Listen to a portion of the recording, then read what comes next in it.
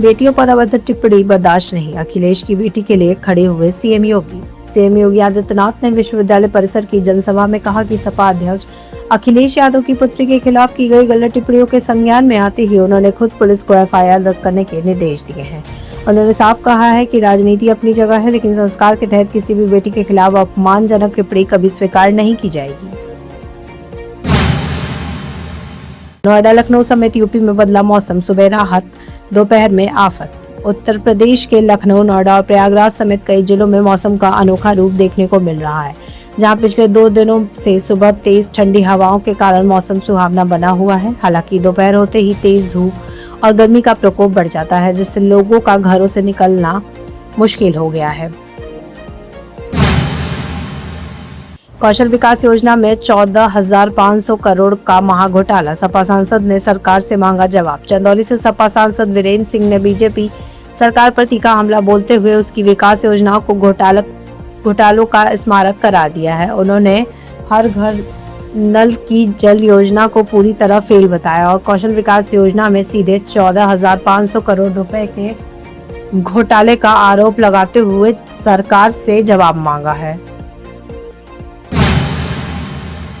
3.60 करोड़ से बढ़कर 4.90 करोड़ हुई रकम, 69 कर्मियों पर एफआईआर। गोंडा स्थित इंडियन बैंक की प्रधान शाखा में हुए करोड़ों के घोटाले में बैंक के सचिव ने कोतवाली नगर में 59 अधिकारियों और कर्मचारियों के खिलाफ जालसाजी का मुकदमा दर्ज कराया है। पिछले 23 सालों से चल रहे इस खेल में हर मैनेजर, कैशियर और क्लर्क का आरोपी बनाया गया है, जिससे घोटाले की रकम बढ़कर 4 करोड़ 90 लाख रुपए पहुंच गई है। फिलहाल तत्कालीन सचिव की भी जांच की जा रही है।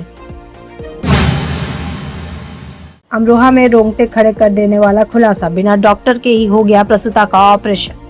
अमरोहा के देखभाल हॉस्पिटल में प्रसूता पूजा की मौत के बाद सीएमओ रमाकांत सागर ने बड़ा खुलासा करते हुए बताया कि नामित डॉक्टर ने खुद ऑपरेशन करने से इनकार किया है और कहा है कि उसे सिर्फ साइन करने बुलाया गया था। इस सनसनीखेज मामले के सामने आने के बाद अस्पताल के ओटी को सील कर दिया गया है और पुलिस स्वास्थ्य विभाग की टीम जाँच में जुट गई है। संभल में रिश्तों का कत्ल, प्रेम प्रसंग के संग में सगे भाई ने बहन को मारी गोली। संभल के गुन्नौर क्षेत्र में प्रेम प्रसंग के शक में सगे भाई सनी ने अपनी 17 वर्षीय बहन मुस्कान की गोली मारकर हत्या कर दी है और मौके से फरार हो गया है। वारदात के वक्त मां घर पर मौजूद नहीं थी, जिनकी तहरीर पर पुलिस ने आरोपी बेटी के खिलाफ मुकदमा दर्ज कर जांच शुरू कर दी है। पीलीभीत साइबर सेल की बड़ी कामयाबी, 209 फोन बरामद। पीलीभीत पुलिस और साइबर सेल की टीम ने विशेष अभियान चलाकर CEIR पोर्टल की मदद से 209 खोए हुए मोबाइल बरामद किए हैं, जिनकी अनुमानित कीमत 29.22 लाख रुपए है। पुलिस अधीक्षक के निर्देशन में मिली इस बड़ी सफलता के बाद बरामद फोन उनके असली स्वामियों को सौंप दिए गए हैं, जिससे लोगों के चेहरे पर खुशी लौट आई है।